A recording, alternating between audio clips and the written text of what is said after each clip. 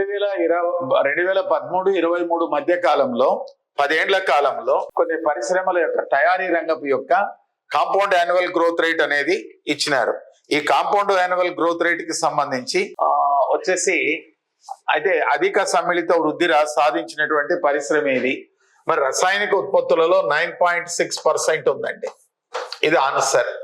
కలప ఫర్నిచర్ లో 9% ఉందమ్మా, 9% ఉంది కలప ఫర్నిచర్ లో. ఫార్మా రంగంలో 8.3% ఉంది. ఫార్మా రంగంలో సమ్మిళిత వృద్ధి రేటు. రవాణా పరికరాల్లో 6% ఉందండి. మీకు నేను చెప్పాను, గుర్తుందా? మీకు సర్వేలో కూడా చెప్పాను.